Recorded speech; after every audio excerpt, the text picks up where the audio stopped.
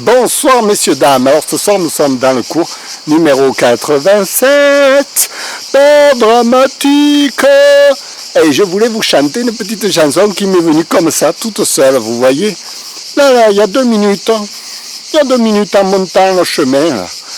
L'argent n'a plus de valeur, ta ta ta ta ta ta. L'argent n'a plus de valeur, ta ta ta ta ta ta. L'argent n'a plus de valeur, ta ta ta ta ta. L'argent n'a plus de valeur, ta ta ta ta ta. Sauf pour les imbéciles, sauf pour les imbéciles, sauf pour les imbéciles.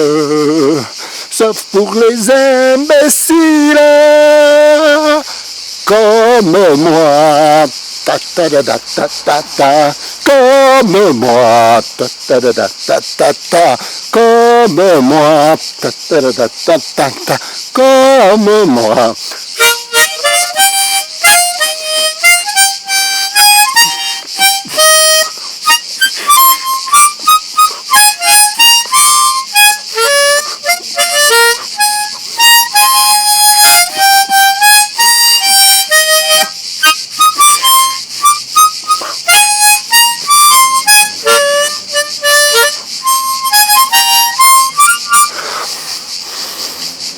Pas mal, hein? Ben oui, c'est ça. Quand on joue de la musique, les notes nous viennent toutes seules, vous voyez? C'est ça la magie de la musique. C'est de l'improvisation comme ça. C'est exactement pareil comme l'acteur quand il parle sur scène, il faut que ça lui vienne tout seul comme ça, vous voyez? Ça c'est beau, c'est de l'improvisation. Hier je regardais le Marrakech du rire avec Jamel Debbouze, ah magnifique, magnifique, magnifique. Je me suis régalé. Il y avait une palette de vedettes, notamment Panacloc, j'adore ce gars avec la marionnette du singe. Ah, ça me plaît, ça me plaît, ça me plaît, ça me plaît. Il y avait Franck Dubosc qui a fait un numéro extraordinaire. Il y avait Tim Sit aussi. Tim Sit, il a parlé des juifs, voilà. Je suis un juif, je suis un juif, je suis un juif. Et moi je suis un arménien, je suis un arménien, je suis un arménien. Il y a les arméniens de Caucasie, il y a les arméniens d'Arménie, il y a les arméniens de France. Ce sont les mêmes, mais pas tout à fait. Il y en a qui parlent français, il y en a qui parlent arménien. On ne sait pas trop.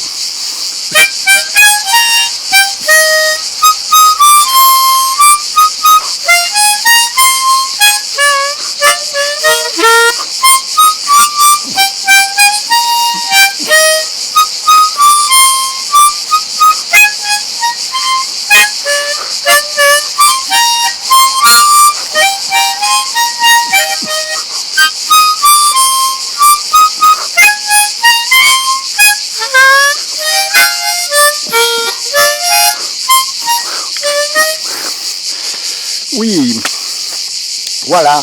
Et oui, parce que le comique, c'est l'essence même de l'acteur. C'est, disons, le plus gratifiant, vous voyez. Pourquoi? Parce que ça, je vous dis, ça met en jeu des forces terribles, terribles dans le comique.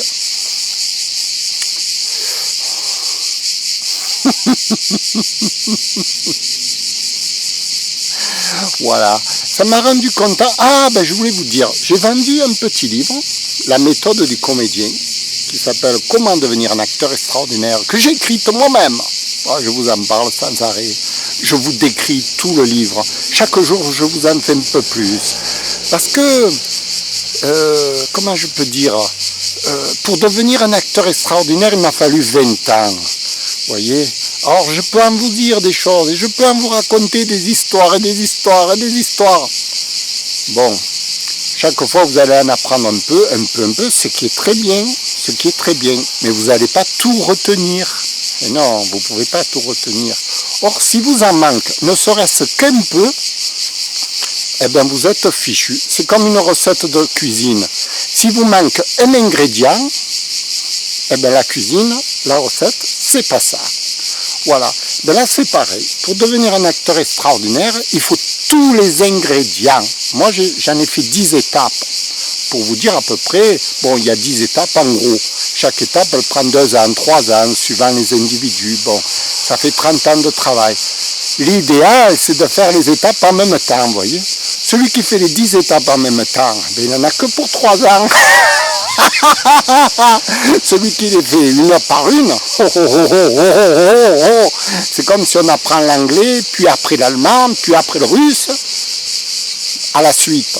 C'est plus long que si on les apprend en même temps. Voilà. Voilà. Non, parce que je vous dis, moi, parler de mon livre, je peux en parler tant que je veux.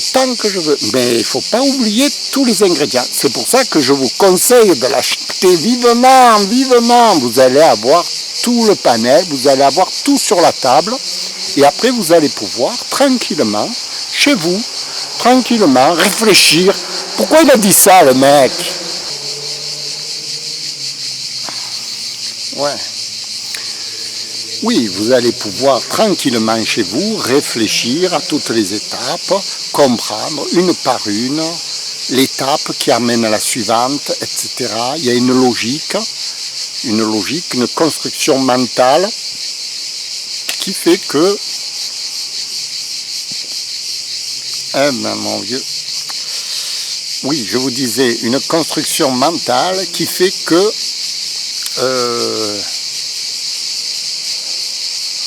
on peut arriver à la fin à être extraordinaire. Si encore vous comprenez bien ce que je dis. C'est pour ça que je me permets de vous expliquer tous les jours un petit peu, parce que je veux bien que vous compreniez. Je ne suis pas un escroc, moi. Je ne vous vends pas du vent. J'ai travaillé dur pour en arriver là. Et d'ailleurs, c'est l'exemple que je donne directement devant la caméra. Oui, tous les soirs, je fais un film, là. Vous imaginez pas l'improvisation théâtrale, ce que c'est? L'improvisation théâtrale.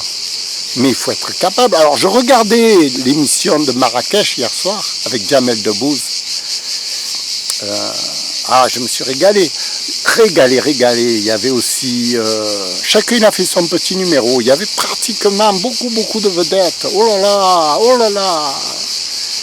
Ah, mon rêve, évidemment, c'était de jouer, c'est de faire un numéro chez eux, ou avec Jamel Debbouze, tout ça, un numéro d'improvisation comique, vous voyez. Bon. Mon rêve, c'est pas... Bien sûr que c'est un rêve. Qui ne rêverait pas d'être un grand comique devant la scène, devant tout le monde, vous voyez. Un grand comique, là. Je suis un grand comique,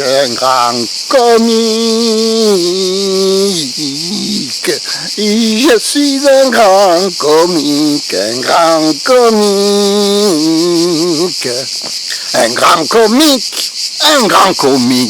un grand comique.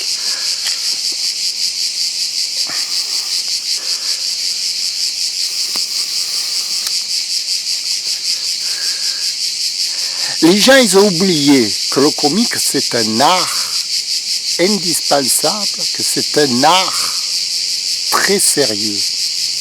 C'est ça que je veux leur apprendre. C'est pour ça que moi, je veux revenir aux bases de la comédie et leur expliquer, étape par étape, comment on arrive à devenir.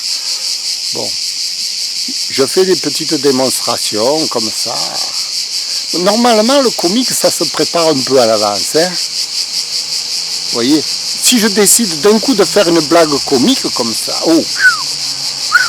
c'est un peu comme si vous preniez un pâtissier au hasard, un pâtissier qui fait des très bons gâteaux, vous lui demandez, invente-moi un gâteau là, de suite. Le gars, il est là, il se dit, invente un gâteau là, comme ça, en direct. Il faut quand même que je réfléchisse un peu, qu'est-ce que je vais mettre, du chocolat, du sucre, de la vanille, des gaufres, enfin... Il faut un peu qu'il réfléchisse avant de vous le présenter, le gâteau, vous voyez. Le comique, c'est un peu pareil, il faut un peu qu'il réfléchisse, il a un peu sa recette.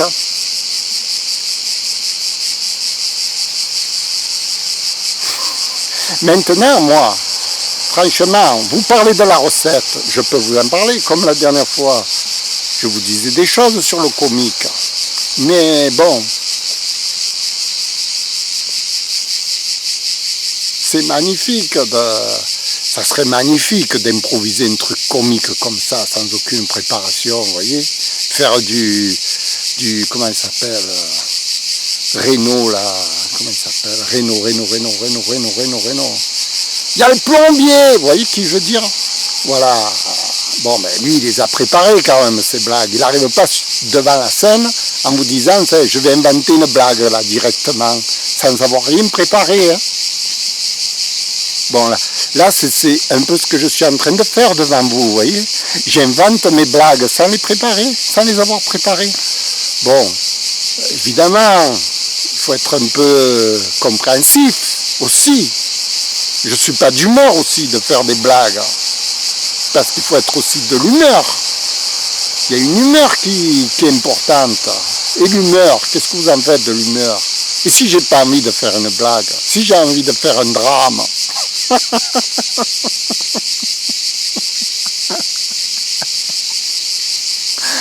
vous comprenez? C'est pas évident, c'est pas évident, c'est pas évident, c'est pas évident.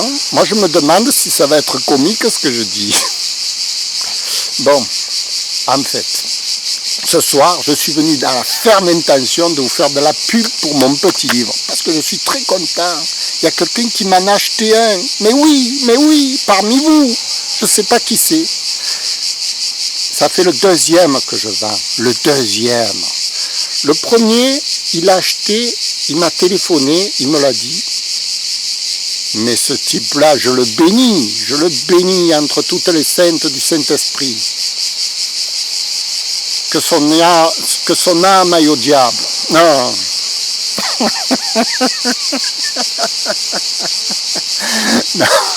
non, mais le gars qui me l'a acheté là, le nouveau, alors je voudrais lui expliquer s'il y a quelque chose qu'il ne comprenait pas.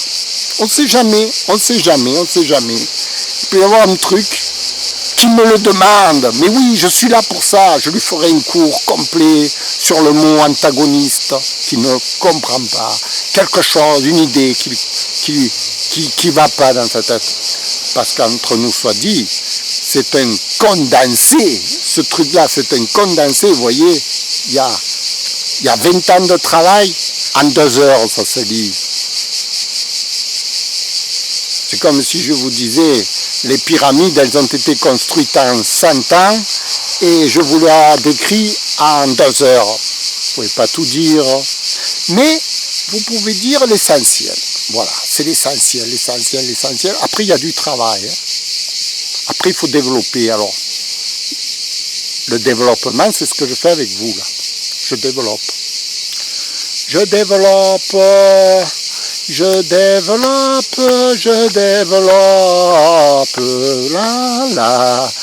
la la la la la la la la la la la la la. La la la la la la la la la la la. Ça c'est Michel Legrand. La la la la la la la la la la. Michel Legrand, le pianiste, le grand pianiste, qui a sorti les Demoiselles de Honfleur, les Demoiselles debout, les Demoiselles coiffées, enfin avec les 2 sœurs jumelles qui chantent, qu'est-ce qu'elles chantent déjà? Ta ta ta na na na na na na na na na na na. C'est presque du Charles Aznavour. Ils sont parents.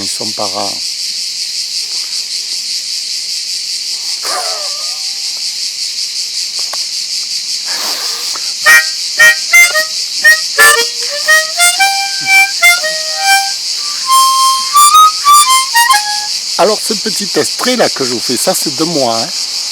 Ah oui, c'est de moi ça. Je ne sais pas qui c'est qui l'a chanté avant moi, mais ça c'est de moi. Hein. Ça m'est venu tout seul.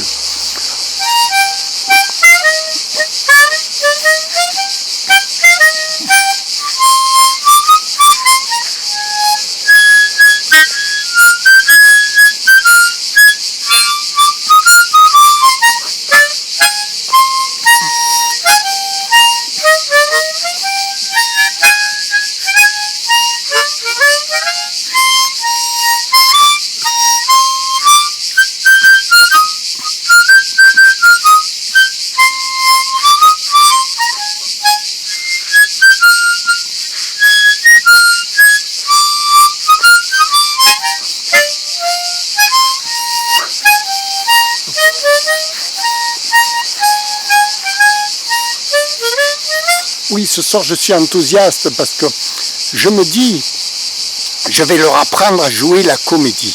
Mais alors, je regardais sur Internet, sur YouTube, un gars qui parle de l'art oratoire.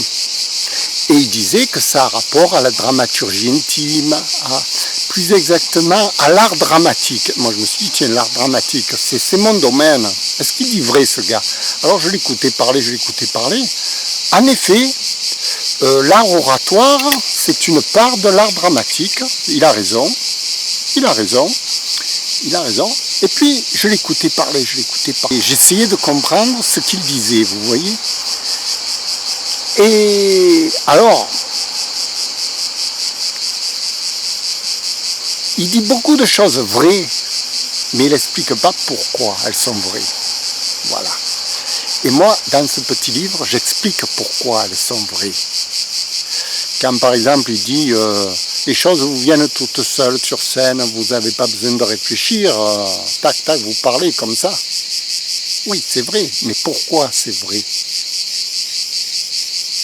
Il faut quand même comprendre. Parce que on peut dire les choses comme ça en effet, mais qu'est-ce qui guide ce qu'on dit? Vous voyez, qu'est-ce qui nous guide là? Tac tac, il y a quelque chose qui nous guide. Moi, par exemple, quand je vous parle, là, il y a quelque chose qui me guide, vous voyez. Ce quelque chose qui me guide, c'est une construction que j'ai faite à l'intérieur de mon esprit. Et cette construction, elle m'a pris 20 ans. 20 ans que je vous explique là, comment j'ai construit ce qu'il y a là. Et ce qu'il y a là me fait agir maintenant devant vous comme ça. Mais si je n'avais pas construit ce qu'il y a là, je ne pourrais pas vous parler comme ça. Il peut dire le gars, oui, ça vient tout seul, d'accord, mais comment ça vient tout seul? Il faut le construire. Voilà, c'est la construction. Si vous voulez, c'est d'un bâtiment, c'est le châssis d'un bâtiment. Le bâtiment, il tient sur un châssis. Alors, ce châssis, pour le construire, il y a des règles. Alors, c'est moi, ça me plaisait. Hier, je regardais les comiques, Marrakech du rire. Ah, je me suis régalé parce que j'essayais de comprendre le châssis qu'il y a derrière Panacloc avec sa marionnette, derrière Franck Dupost, derrière les comiques qui sont passés, bon, derrière Tinsit, comment il crée son truc, son personnage, enfin tous ces comiques, les jeunes comiques aussi, les jeunes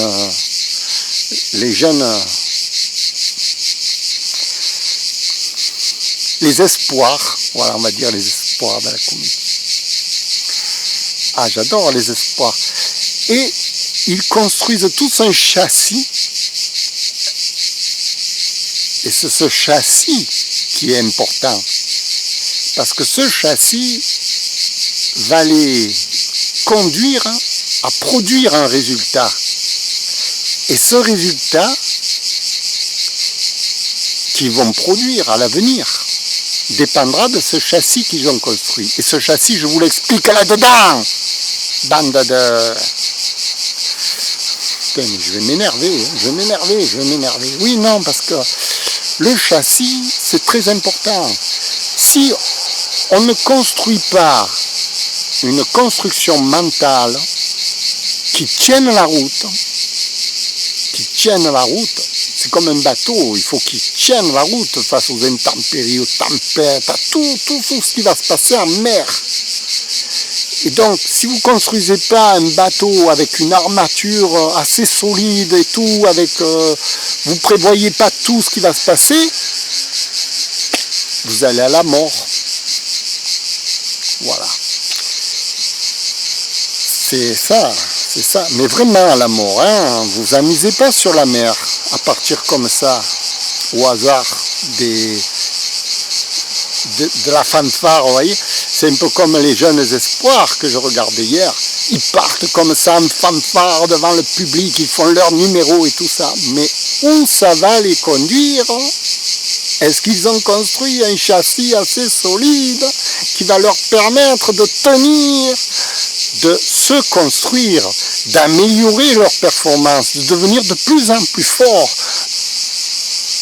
Aznavour, il s'est construit un châssis extraordinaire, le châssis d'Aznavour. Mais quand je le scrute son châssis, mais c'est un type, mais il est en béton le mec, il est en béton, vous voyez. Il peut tout faire. C'est l'as des as,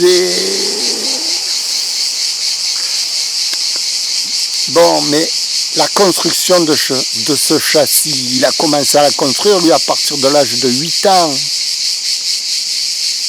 Quand il a eu ce rêve de devenir tout à coup un artiste, vous voyez, quand il était tout petit.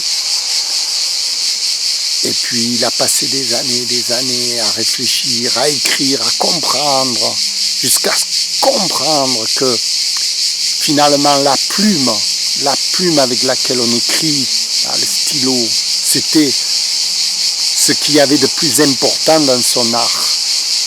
Voyez, la plume, c'est ce que je veux dire de l'artiste, c'est la dramaturgie intime, c'est ce qu'on pense là-dedans, qu'on écrit avec le stylo. C'est ce qui sort de là-dedans. Et ce qui sort de là-dedans, c'est l'histoire. C'est l'histoire qu'on écrit comme ça avec un stylo. Cette histoire, elle va vous faire devenir quelqu'un. C'est ce quelqu'un qu'on cherche à atteindre. Pour atteindre ce quelqu'un, c'est le personnage théâtral, comme vous diriez ici, Filoudengo. Pour atteindre ce personnage, il va falloir écrire l'histoire. C'est cette histoire du stylo que Aznavour vante tant, le français, la langue française, qui est son maître, comme Molière, comme tous les plus grands artistes, ont écrit une histoire dans leur tête qui les a fait devenir comme Francis Cabrel quand il chante Petite Marie. C'est une histoire qu'il a écrite qui le fait devenir cet interprète, qui lui fait sortir les notes de la guitare, vous voyez, et qui le présente devant le public comme un chansonnier extraordinaire. Mais au départ, c'est l'histoire qu'il a écrite. Et c'est cette histoire qui va tout conditionner de l'artiste. C'est pourquoi Charles Aznavour, il a tant vanté le français, l'histoire, c'est-à-dire le stylo. Hein. Tous les jours, il se lève avec son stylo devant une page, il écrit, il essaye de comprendre. Et chaque fois, il remet sur le métier l'art d'écrire et d'écrire. En fait, c'est pas d'écrire, c'est ce qu'il y a là-dedans qui remet en cause. Qu'est-ce qu'il y a là-dedans? Il cherche ce qu'il y a là, parce que c'est ce qu'il y a là-dedans qui sort avec la plume. Et ce qu'il y a là-dedans, ça va conditionner, ça va fabriquer le personnage. Donc, ce qu'il y a là-dedans, c'est une construction mentale. On en revient à mon petit manuel. Comment devenir un acteur extraordinaire? J'explique moi-même comment j'ai construit ce qu'il y a là-dedans. J'ai écrit une histoire, et l'histoire, je vous la raconte là-dedans. Et cette histoire, elle déclenche tout. Elle va déclencher le personnage d'Ivan Ivanovitch dans sa forme aboutie, que je présente ensuite au public. Tout comme en ce moment, je présente Filoudengo. Filoudengo, je l'ai fabriqué à partir d'une histoire, je me suis dit, à partir de l'histoire de mon livre, à partir de ça, je vais fabriquer Filoudengo, c'est-à-dire le personnage d'Ivan Ivanovitch, un peu modifié en tant que professeur, mais au lieu d'être professeur dans son école à lui, professeur devant les spectateurs, devant vous, quoi. C'est-à-dire Filoudengo, c'est le dérivé d'Ivan Ivanovitch, mais devant vous, c'est-à-dire l'improvisation, qui fait une improvisation comme ça, un professorat comme ça, qui s'exprime à tort et à travers sur tout ce qui lui arrive, voilà, sur ses histoires à lui, ses difficultés, ses problèmes, tout ce qu'il a dans la vie, et puis qu'il en rit un peu, et puis qu'il en plaisante, et puis qu'il en joue, et puis voilà. Voilà, ça fait un personnage. Ça fait un personnage, le personnage que je vous présente. Tout provient de cette histoire qu'on écrit au départ, qu'on va inventer évidemment. On va l'inventer l'histoire, pour aboutir à un résultat.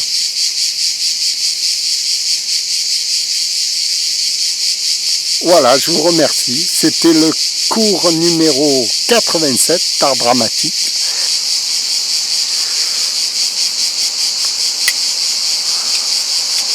Comment devenir un acteur extraordinaire?